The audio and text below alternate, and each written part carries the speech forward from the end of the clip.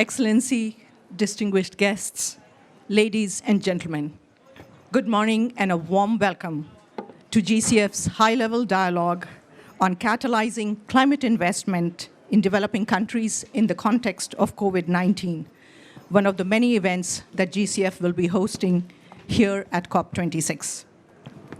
Today's discussion will highlight the catalytic role of public climate finance to facilitate the shift from billions to trillions of financing required to promote resilient and inclusive development in the context of COVID-19.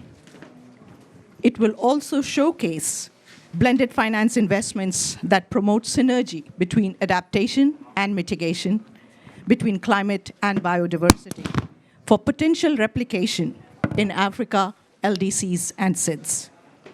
My name is Kavita Sinha. I'm the Deputy Director for Mitigation and Adaptation at the GCF, and I'll be moderating the discussion today.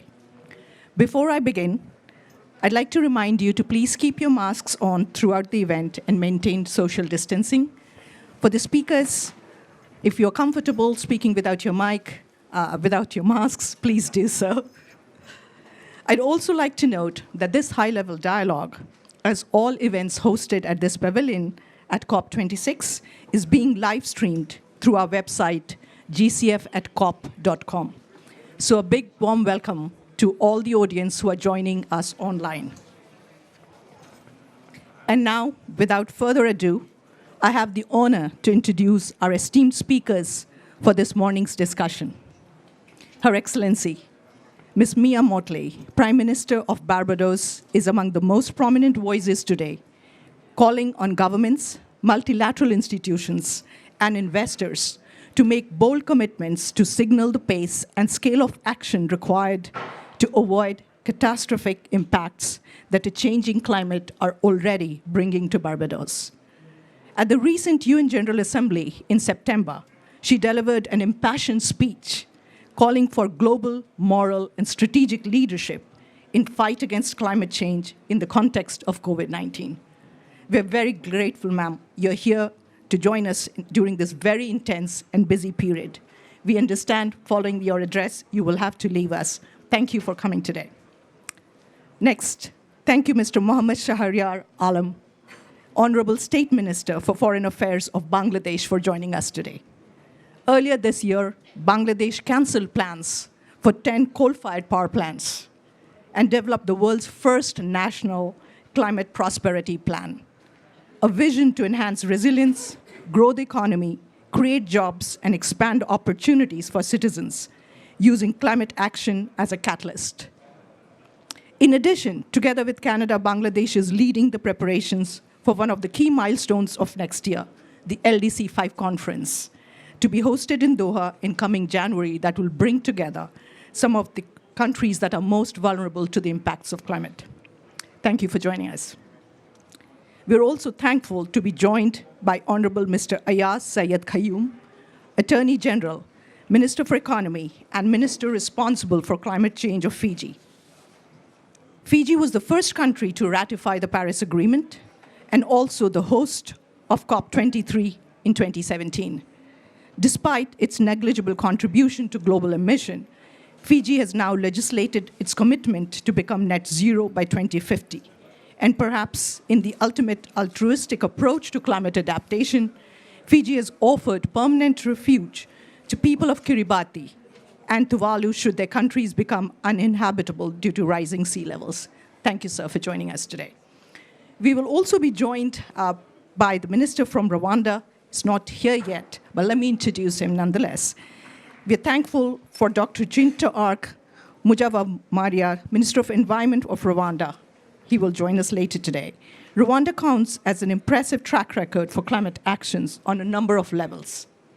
Being the first country to ban plastic bags way back in 2007, being the first African country to submit its revised NDC back in May 2020, and has now launched its Bold Vision 2050 for the country to be both climate resilient and carbon neutral by mid-century. Last but not least, let me introduce Yannick, the Executive Director of Climate Change, of Green Climate Fund. It's now my great pleasure to invite our guest of honor, Right Honorable Prime Minister of Barbados, Ms. Mia Mottley, to offer special remarks to open this high-level dialogue. Prime Minister, you have the floor. Thank you very much. First of all, let me thank Yannick, yourself, and the Green Climate Fund for affording this opportunity to share with colleague ministers and members of the audience who are here. Last week, Yannick was in Barbados and had an opportunity to see firsthand much of what we are grappling with. And we recognize that as small island developing states, our capacity constraints are also an influential part of why we have not been able to move with the speed that we want to be able to move. It therefore means that as we set out now on this very, very difficult trek, thank you, and we do so cognizant that we may not be able to meet the 1.5, we really are up against the wall with respect to the timeline that we have to adapt. 12 to 15 years is not a long time. But worse than that, 12 to 15 years with events happening each and every year and getting worse exponentially each and every year makes the task even more challenging. It is against that backdrop, therefore, that catalyzing investment is not just simply about money, it's also about people and resources and the capacity to be able to execute. And I say so conscious that, and Yannick knows this, that persons will pass judgment, but we have to remember where we're coming from and what is the context. First and foremost, I think all of us agree that the Green Climate Fund has been an essential part of the international financial landscape that we need now in order to make progress. We, however, agree that we need to work with the GCF to see how best we can streamline the products that they have such that they become more easily accessible for small states that literally do not have a lot of people to do the things that are necessary in larger countries. We take it for granted, but the same people working in finance are working across a number of different areas, and more often than not, finance and economic affairs, which are separate entities in most larger countries, tend to be the same people within small jurisdictions. It therefore means that they're doing budgets, they're doing loans, they're doing all kinds of things. And if we can find a way, given the fact that the period for adaptation is now 12 to 15 years, if we are to avert the worst of what we have, then it is critical that we mobilize all resources together. Secondly, most of our countries are highly indebted, not because of profligacy or corruption, but as I've said too many times over the last few days and weeks, we have the reality that most of our countries became independent without a development compact. So no money was left there for us to provide housing, health, education, etc. Secondly, we then become independent countries in a global community that has a one-size-fits-all prescription to what is required of us, and therefore, whether it is the WTO that literally had a deleterious and negative impact on our productive sectors, particularly agriculture and manufacturing, or whether it is the things we had to put in place after 9/11 when the United Nations insisted on a whole new framework to be able to counter terrorism financing or to counter money laundering, or whether it is other international conventions that we have had to ratify and therefore have had a corresponding impact on public expenditure. We have come to this with high debt with respect to that, but it has been compounded by the climatic events and by, in particular, the things that I call, let me pause. When I say climatic events, the heart attacks are the hurricanes and the floods, the things that everybody rushes to. What we don't see are the chronic NCDs of climate, the drought, the sargassum weed, all of the other things that literally are daily eating away at our capacity to survive. And the reality is that in most of our countries, We have already obligations that were there before the climate events, particularly as it relates to water, for example, where the replacement of mains after 100 years of being in the ground, because in most of our countries, distributed water mains were put down 100 years ago. The non-revenue water is high. We need to be able to replace the mains, but instead of spending the money we have to replace mains, we now have to spend the money to augment water because of the climate crisis and the shortage of groundwater in particular, or indeed because of coastal erosion, the saltwater incursions into our aquifers, thereby precluding us from using those aquifers as part of the overall water system. I point out these things because it becomes absolutely clear that a highly indebted country cannot take on sufficient debt, much more debt as we go forward. And that's why you hear us say all the time, it's not only about access to concessional funding, which is absolutely critical, and a large part of that, we have to argue for debt, not only to be the only instrument, but we must now also have grant and damages for loss and damages. But separate from those three things, you also need then to see how we can catalyze investment from the private sector. And traditionally, the private sector in our part of the world is risk averse.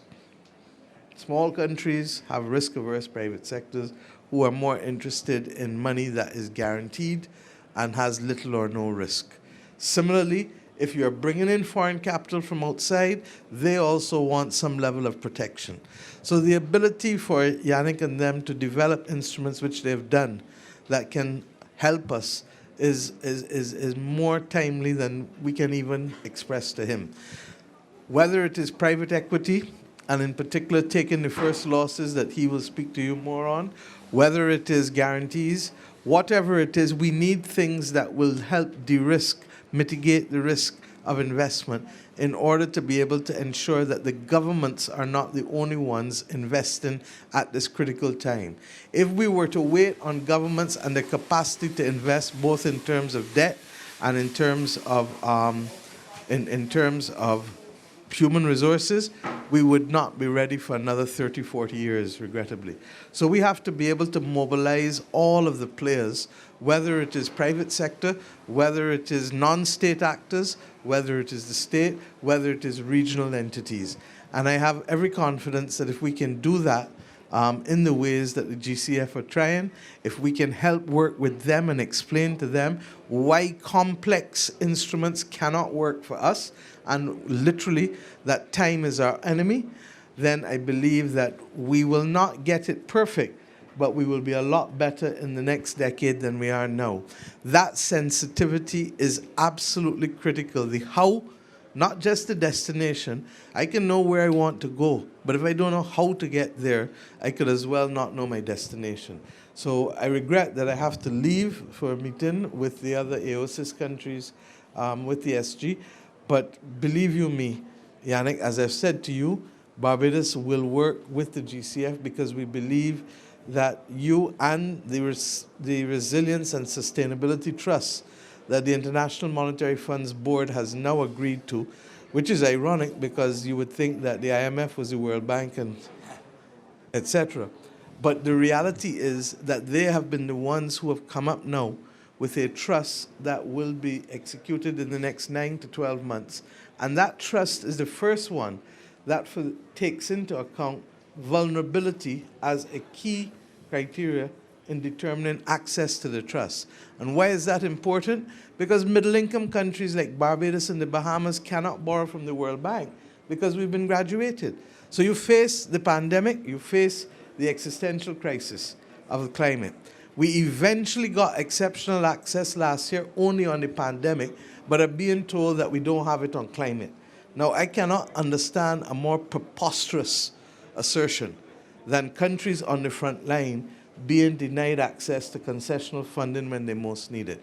And therefore, it makes, Yannick, this organization even all the more relevant for countries like us that are middle-income countries that have tried hard to come out of poverty but are being penalized for those efforts and being thrust back into poverty, particularly with a pandemic that has seen tourism and travel-dependent economies decline by double digits last year, more often than not taken us back a year in nominal terms in terms of GDP.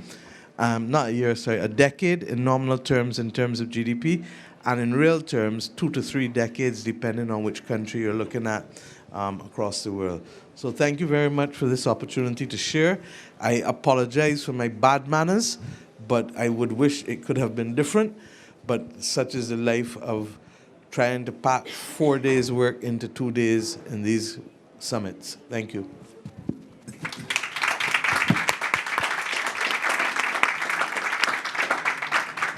Thank you very much, Prime Minister Motley. If anybody had any doubt about your introduction as one of the most influential voices of the world on climate change, I believe that doubt has been addressed.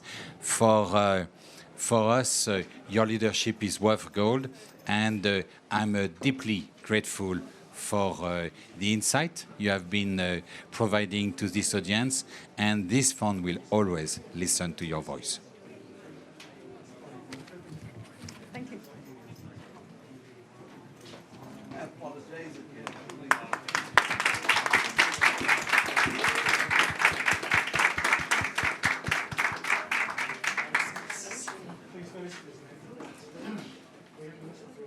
Yes, yes, yes. Why are you? I think as. Oh, I'm afraid it seems to be Kavita. Do you have an arrangement? Yes. Do you have a?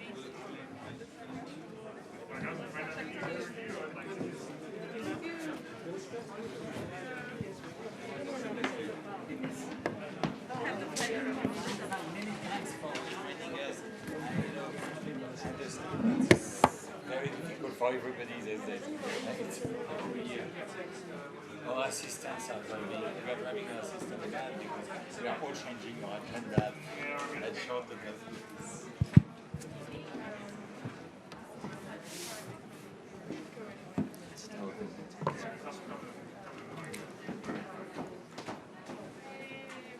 We will now begin the next section after those inspiring opening remarks by Her Excellency, Prime Minister of Barbados, Ms. Mia Mottley. Her continued call for action for raising ambition inspires us. And now I call on Yannick for his opening remarks to set the stage for this special ministerial panel discussion on the same topic. Yannick. Thank you very much, Kavita. Your Excellencies, dear participants, dear guests, dear colleagues, many, many thanks for joining us for this high-level discussion on the catalyzing climate finance in the context of COVID-19. It's really great, Your Excellencies, to have you with all of us. We have been speaking about Prime Minister Motley as one of the leading voices in our fight against climate change, but each of you is also one leading voices, and we are deeply honored to have you with us today. I will maybe say a few words about the Green Climate Fund. First, we are not on track to achieve the Paris Agreement's goal. Let's have no doubt at all about it. The last report of the UNEP emission gap basically predicts that we could reach 3 degrees Celsius by the end of the century if we do not modify our emission pathways. A very recent report from the World Meteorological Organization reveals that actually we had a surge in GHG emission in 2020, above the average pace of growth of the last decade, despite a temporary dip during the COVID-19 lockdown. So we are definitely not on track to cut our emission by 45% by 2030. Now, we know with COVID-19 that economic collapse is not the solution. The solution is definitely in basically looking at what has worked and scaling it up very, very fast. And we have had a number of successes over the past decade. And for example, over the past decades, we have seen that environmental policy instruments can create and develop a green market. And notably, they have created and developed the renewable energy technology market. The cost of solar energy has dropped by 85% during the period 2011-2020. And here is a real message of hope. But if we want to be able to deploy all existing solutions at scale and develop the new solutions that we are still needed to address hard-to-abate GHG emission sectors and to address the exponentially increasing adaptation need, we will need a dramatic increase in finance. We will need a dramatic increase in new type of assets and in assets that address the social and humanitarian needs of our time. And we are all speaking about the $100 billion during this COP, and rightly enough, because the last report from the OECD shows that by 2019 we were actually more than $20 billion short. These $100 billion are critical from a trust viewpoint. When you have made a commitment in 2009, reconfirmed this commitment in 2010, reconfirmed the commitment in 2015, if you are not ready by 2021, here comes the question of trust. And we know that we don't want to negotiate with a trust deficit.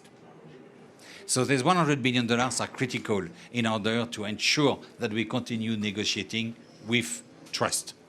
But they are also critical to catalyze much, much larger financial flows. We are not when we speak about shifting toward the low-emission, climate-resilient development pathways, we are not speaking about $100 billion. Estimates varies greatly, but it's anywhere between $1 to $4 trillion a year that we will have to shift toward a low-emission, climate-resilient development. So this $100 billion will have to basically leverage 10 to 40 times more money. And it will be important, as $100 billion are in a form where we can use them to do so that they are not completely tight, because we cannot use tight money for leveraging other funds. Now, I would like to say a few words about the approach of GCF. We are financed by this $100 billion. We account for about 3% of the total climate finance right now. We are financed by this source of money. And how are we using it to try to catalyze much, much larger financial flows? We have adopted a four-pronged approach. The first prong is basically to assist the countries in their effort to establish a conducive policy framework for scaling up climate actions. And this can include integrating policies. This can include developing new strategies. This can include exploring new financial instruments. One of our main priorities under this first prong right now is ensuring that the developing countries can access the resources needed to craft economic recovery, green economic recovery measures from the COVID-19 pandemic, and explore financing instruments to implement them without increasing their debt burden.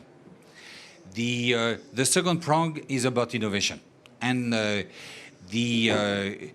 we will need to dramatically accelerate our capacity to deploy existing new climate solutions, but also to come up with new climate solutions. And for that, we can support incubators and accelerators, and we can provide early growth financing. The third prong is that once you have a functional solution that has been demonstrated as a pilot, how do you move to commercial scale? And commercial scale is critical, because it's only when you reach commercial scale that you have a commercial track record that crowd in private finance. And that what we do is that we use different forms of blended finance. I mean, we blend our resources with the private sector or with public development banks in order to de-risk projects, first of their kind projects that will establish this commercial track record. And Prime Minister Mia Mottley was referring to some discussion we had together in Bridgetown last week about some of these new forms of blended finance that works much, much better for the most vulnerable countries for adaptation, for ecosystem-based solution. Because most of the form of blended finance that we have today works first and foremost for mature technologies in mature markets. And the fourth thing is that once we have a commercial solution, we try to basically deepen the capacity of domestic financial system to originate similar projects, develop them, and access domestic and international capital markets to access them. To give you one example, for example, from the region where I was last week, in Jamaica, we are, for example, helping the government of Jamaica to establish a stock exchange for green bonds. I will close maybe with giving one example of this new form of blended finance that Prime Minister Mia Mottley was referring. Last year, our board approved a $750 million private equity fund for investment in adaptation mitigation at the subnational level. It's half of the participating countries in the program are LDC seats. It's very difficult to mobilize private equity for climate. Very difficult to mobilize private equity at the subnational level. Very difficult to mobilize private equity for seeds and LDCs. And how did we succeed in mobilizing private equity for climate at the subnational level for seeds and LDCs? What we did is that we took the $150 million of first lost equity out of the 700. The first to lose our money is us. And this to reassure institutional investors to provide $600 million of senior equity. And after this equity will be invested in projects, and maybe we will cover 10% of the cost of this project. And so this gives us ultimately a leveraging ratio of potentially 1 to 50. And that's a new form of blended finance that we will try to explore. I will stop here and look very much forward to your insight, ministers, on how we could better service you. Thank you, Yannick, for those opening remarks. You've set the stage for the discussion very well now. I will now turn to our excellent panel of ministerial guests here and ask if you could share with us briefly about your vision and approach to enhancing climate ambition in this challenging time of COVID. I'll first turn to our guest, Mr. Mohammed Shaharid Alam, Honorable State Minister of Foreign Affairs for Bangladesh. First, Mr. Minister. Thank you. Thank you, Kavita. ED, Yannick, Excellency Minister from Rwanda. I've been there a couple of years ago. As in the introduction, you mentioned that Rwanda was the first country to ban plastic use, and I was surprised how clean Kigali is. And since then, I have been narrating Kigali as the cleanest city that I have ever been to, honestly speaking. I plan to go back there. A minister from Fiji, I haven't been there, but we are on similar, same boat, our dear participants. This is, of course, a relatively new initiative, GCF, and we are grateful to all the financial arm or people who are investing in it and the officials. But where we are today, Bangladesh, Prime Minister Sheikh Hasina and Speaker of Maldives is co-chairing the Climate Vulnerable Forum and V20. And we promote interest of these 48 most vulnerable countries. We have decent initiatives, but of course, this particular COP26, I see this as an event where we can renew our enthusiasm, and we are desperately looking for some tangible outcome. But of course, it has been already a couple of years that Green Climate Fund was created, and Bangladesh is very much part of it. And I'm very pleased to inform the audience that Yannick is someone who has been to Bangladesh and served in Bangladesh in his previous capacity. So he knows Bangladesh. But I'm kind of tempted to say that he knew Bangladesh, but because Bangladesh has transformed dramatically in a much stiffer positive trajectory in the last 12 years under the very dynamic leadership of Prime Minister Sheikh Hasina. And as we are stepping out, or we have actually stepped out from LDC, we have this 4 or 5 years moratorium period. But some of the principles that you follow at GCF, where Bangladesh, we claim this to be ground zero of climate change as one of the most vulnerable country, and we are no longer LDC. So how you are going to look at, in your policy, because you have quite stringent policy guideline, which is good for an organization, but you don't necessarily prioritize, let's say, adaptation. but it's a country who has served for decades. Just to give you an example, since UN started recording the most affected, the severe most cyclones in the history of mankind, they listed the Vola cyclone that hit the coastal belt of Bangladesh back in 1970, where in one evening, anything between 600 to 800,000 people perished. That was the most devastating of the cyclone in the history of mankind since UN started keeping records. Now, of course, we didn't wait for major countries to come up with money, funding, policies, or organizations like GCF. We started, adopting, using our own resources. So we do, I think, believe and take pride in saying that we have huge domestic resource. The reason I say huge is that, we are a country of 165 million people, and we have 70,000 volunteers in coastal areas. 50% of them are women, to disseminate information of an upcoming climate event. So we don't see another major one like the 1971. The last super cyclone that has hit Bangladesh, we have had about less than 100 fatalities. So, that's how, we have improved our adaptation measures.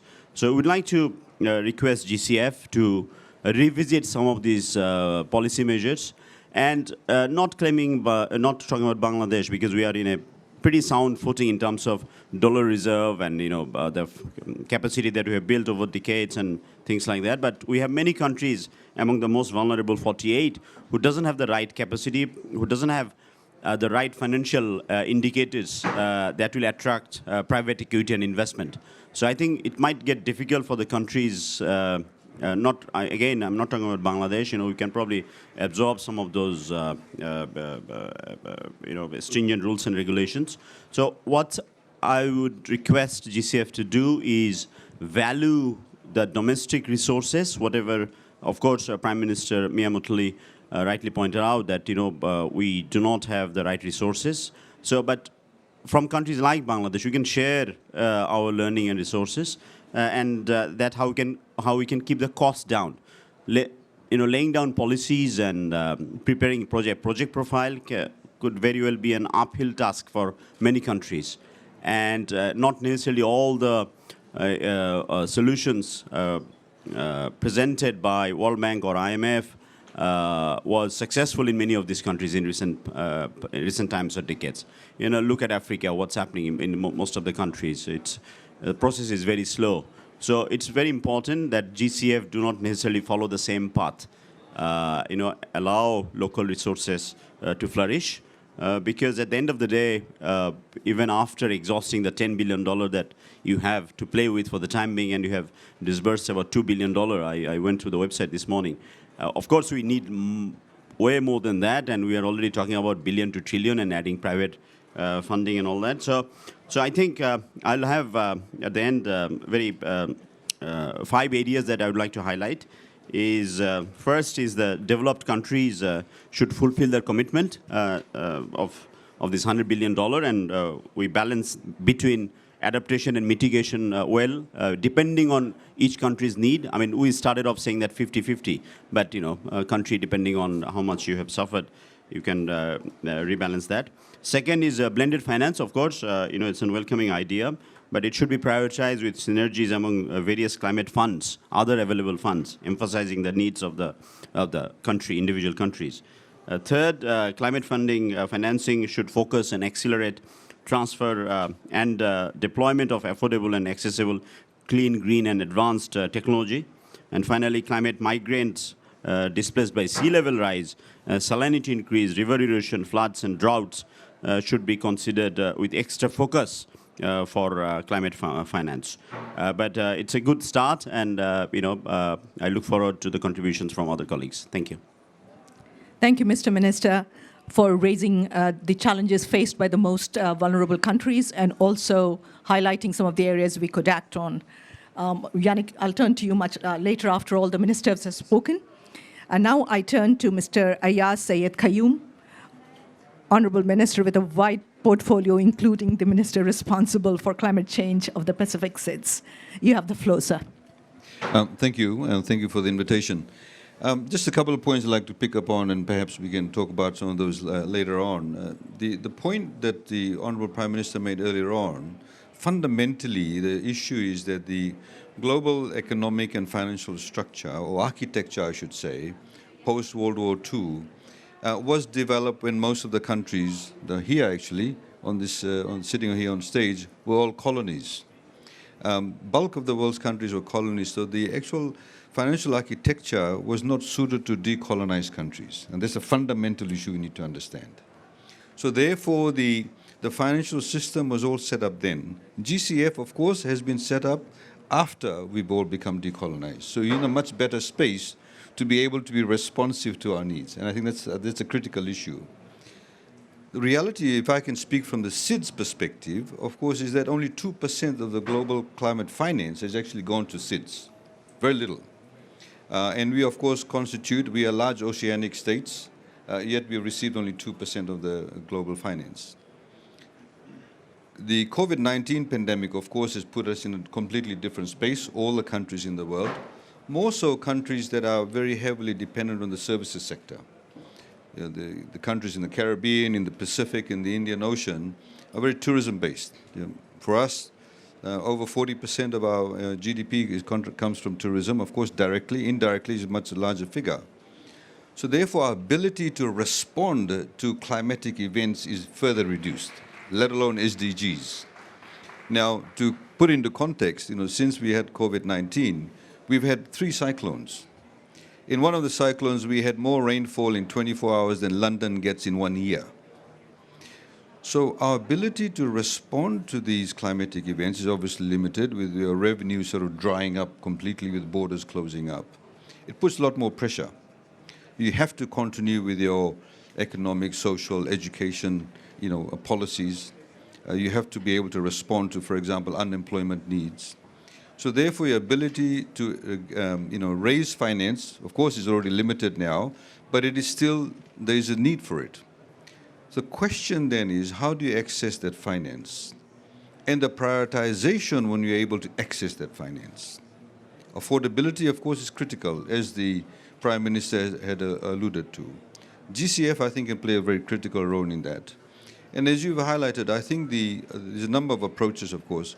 One of them is the blended finance approach. And I think there's a lot more opportunity to do in that space. We have what we call a DRUA incubator, an incubator that's looking at various financial options. We are working with the UK government, the NDC partnership, to how we can develop various financial instruments, whether it's to do with, for example, parametric insurance, tying up with the private sector. And again, I think GCF can play a very critical role, coming into the space of de-risking, as you had mentioned earlier on, how GCF can actually entice a private sector to come into what we call countries that don't necessarily have the economies of scale as far as, say, mitigation is concerned. You know, we don't have thousands of acres of land that's left idle where people can go and set up solar farms. We have limited areas of land. We currently, for example, just to put that into context, which GCF have actually participated in, where they've lent on to our development bank, we have an agro-photovoltaic project with the Koreans, where, you know, essentially putting up panels on top and do agriculture at the bottom. Those kind of projects obviously are critically important, but again, the de-risking needs to come into that particular space. So I think the other point that the Minister also mentioned was the issue of debt. The ability of, I can see a lot of people here who are from developing countries, the ability for developing countries to, you know, for example, get into the space of quantitative easing, and that perhaps the other countries can get into, whether it's UK, USA, Australia, New Zealand's of the world. You know, we recently saw that the Reserve Bank of Australia issued bonds and lent to the government at about 0.001%. Now, none of our countries have the capacity to do that, and even if we did try and do that, you'll be blacklisted. And there's no opportunity to do that at all. So you're kind of caught in a quandary. And what we need to be able to understand is, how do we get out of that quandary? Your climatic events will take place irrespective of whether you have a pandemic or no pandemic. It puts a lot more pressure on your ability to be able to access revenue, funds, but at what cost? And I think, again, I just get back to, and I can round off, perhaps I can talk about it later, I don't want to take up too much time. But I think GCF can play a far more active role. There's some statistics that 25% of climate finance has gone towards adaptation. And I think there's, of course, a question of how do we model that? Is that actually a correct figure or not? Because how do you, for example, account for agro-photovoltaic project? How much of that goes into adaptation? How much of that goes into mitigation? So I think we need to be able to up the availability of funds. We need to also take a long-term view. The long-term view is that if GCF has been set up to actually help us negotiate the ramifications of climatic changes, then we need to look at, well, what are the long-term goals of it? At what point do we, for example, stop needing those funds? I would love to, for example, in Fiji, put all the overhead electrical cables underground. Because the next time there's a cyclone, we don't actually have to, worry about electricity cables, putting them back up again. We had nearly 5,000 kilometers of electrical cables went down in 2016 when we had Cyclone Winston that wiped off 1/3 of the value of our GDP in 36 hours. So we did not have as many number of deaths. We had about 44 deaths. That's still a lot for us. But I think it's the building of resilience that's critically important. And obviously finding smarter ways. I was just talking to one of our colleagues. Our Water Authority of Fiji, which basically supplies reticulated water systems, all the pumping stations require electricity.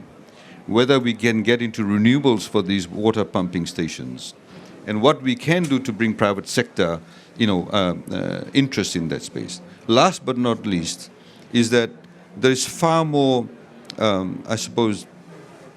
resistance of getting private sector funding into the adaptation space. Adaptation is not as sexy as mitigation. Everybody loves doing mitigation. Adaptation is, nobody wants to invest in a seawall. What are you going to get out of that? So we have to go out to the open market and raise funds for that. We've got green bonds listed in the London Stock Exchange, which we worked with the World Bank. It's listed there. Great optics, interest rates were terrible, over 6%. We are currently working with the UK government. They've given us a grant of $400,000 to issue blue bonds. And now we'd love to do that, but how we can be a lot more creative about it in terms of our ability to pay the bond price that we can actually afford. And I think GCF can play a pivotal role in that. Thank you. Thank you, Mr. Minister, for talking about the scale of the problem that you're facing and also raising some very good pointers for GCF to act upon. Thank you very much. Last but not least, may we please now have Dr. Jean d'Arc Mujava Maria, Minister of Environment for Rwanda. Ma'am, the floor is yours. Thank you very much. Thank you for inviting Rwanda to share some of our experience in catalyzing climate finance. For more than 2 decades, to be precise, 27 years, Rwanda has decided for its people to stay together, to think big, and to be accountable. So in being accountable to our people, we have to be accountable also to the nature, to our only home we are having. So for more than 2 decades, Rwanda has put environment in whatever we do for economic transformation. So our green growth journey started by strengthening our laws, policies, and institutional framework, which led to the ground for a comprehensive green growth and climate resilience strategy.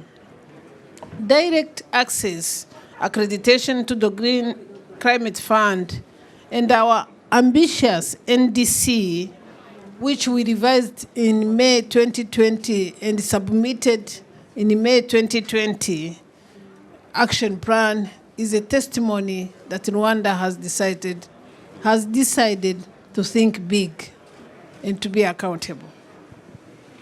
So being a climate vulnerable country, adaptation for us is a priority. We know, as my predecessor said, adaptation is not sounding sexy, but for us, both adaptation and mitigation are sexy. So, but we also recognize that all countries must play their part. We can't act in isolation. So that is why Rwanda has set the target of reducing emissions by 38% by 2030 and becoming a net zero by 2050. And we will make it. Of course, we will make it because we are with GCF. So to put these plans into practice, the government established the Rwanda Green Fund. The Rwanda Green Fund, which catalyzes investment for climate action. And the CEO of Rwanda Green Fund, she's here, seated near to me. As young as the fund itself, she's making a tremendous work. And that Green Fund catalyzes investment for climate action. The fund has so far mobilized around 250 million US dollars, including from the Green Climate Fund, and has big plans for the future. And if I'm not mistaken, we still have some other projects pending approval by the GCF. So as we seek finance for our goals, we are working with various partners, including the Green Climate Fund, to create new investment mechanisms that leverage public finance to attract private investment. One exciting example is the Rwanda Green Investment Facility. The Rwanda Green Fund is working with the Rwanda Development Bank, which is a private bank, to set up the facility to meet the growing opportunities for climate finance in the private sector, because we want our bank to start financing projects that are green. And the facility, the Rwanda Green Investment Facility, will use a blended finance approach to leverage private investment, and we are seeking to capitalize this facility with $100 million. Of course, as Rwanda can only access 50 million US dollars through DCF, we have to partner with other accredited entities.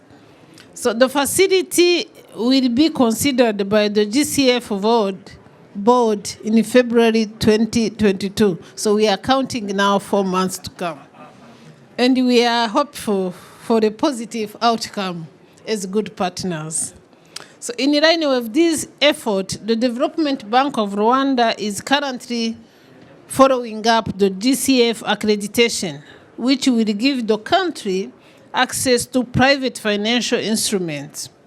We look forward to our continued collaboration for increased direct access to finance. And I cannot forget that recently, DCF has approved another project of greening our eastern province, which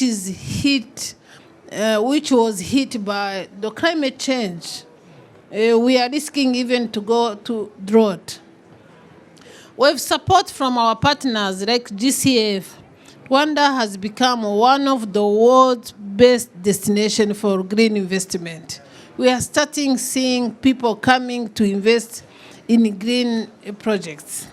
So the GCF has supported Rwanda through multiple readiness programs, including project preparation facilities.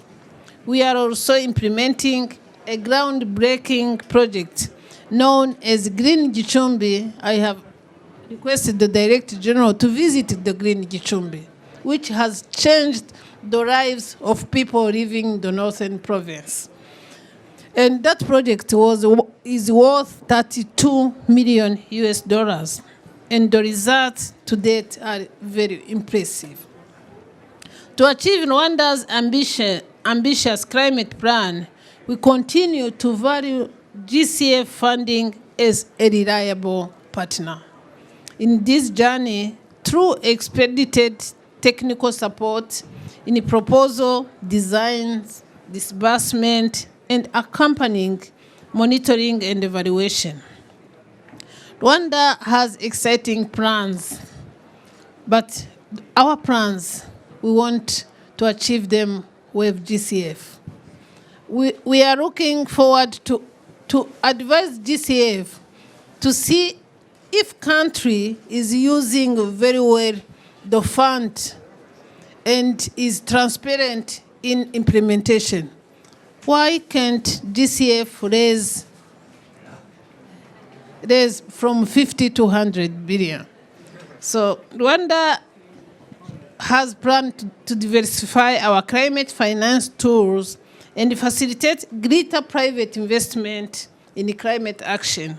So we look forward to working with DCF to achieve these goals, and we believe it is possible. I thank you very much.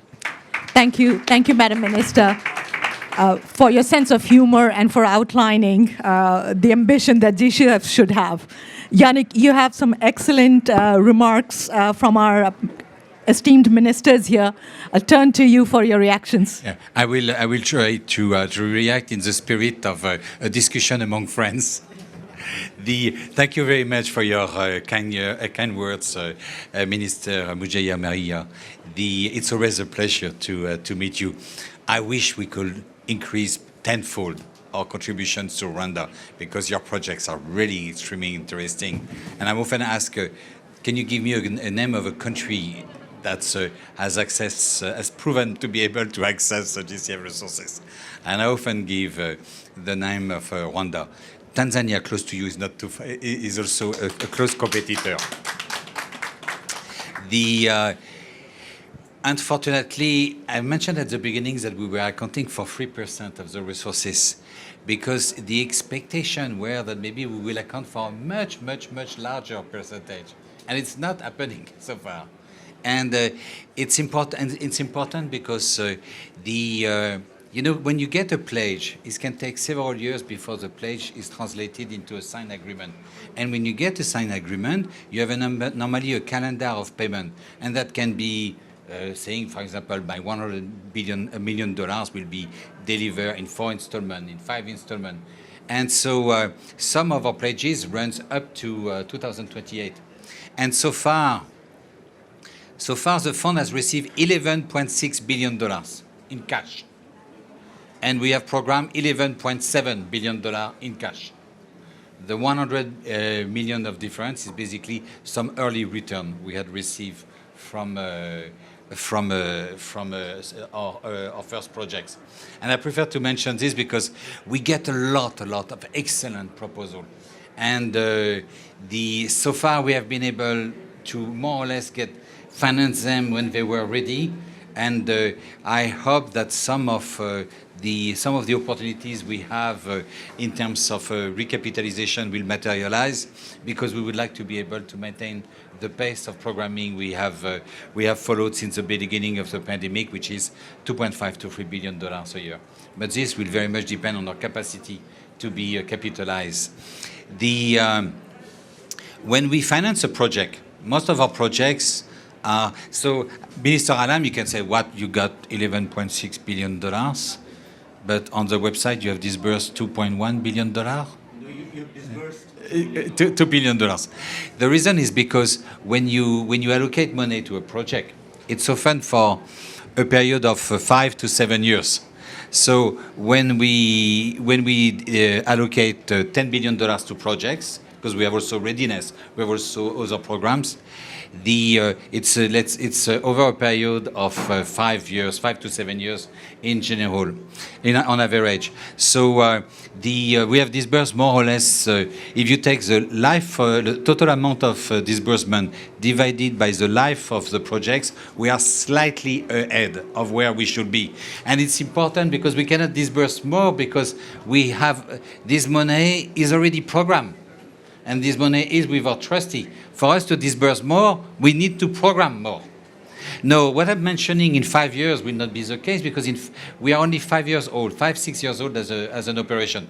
In 5 more years, we will have reached maturity, hopefully. So that means our programming will have reached a certain stage, and our inflow will be the same as our outflow.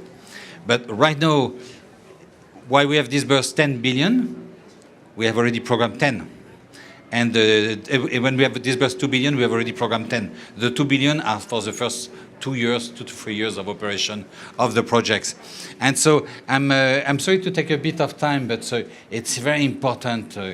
We do not account. I'm coming to COP26 with no money in our bank account. So before people panic, we will get our engagement at the end of December. So we should be able to program next year. But there is often that's a question that are often received. And I was told by my CFO, stop saying that you are going to COP26 without money in our bank account. Think about our electricity suppliers, what they are thinking right now about our solvency. In terms of adaptation, Mr. Zayed, you hit all the right points there. Huh? We are mandated to allocate 50% of our resources to adaptation, and to allocate half of this 50% to the most vulnerable countries, SEEDs, African states, and LDCs. And right now, we are not at 50% for adaptation.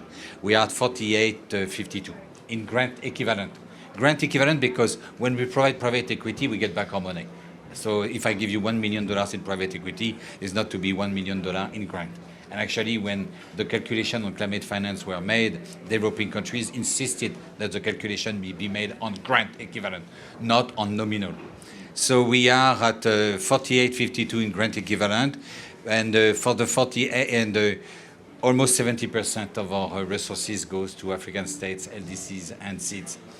But what we are saying is that when we go to nominal, there is a good reason why not to calculate in nominal, but still, when you go for nominal, it's only 20%.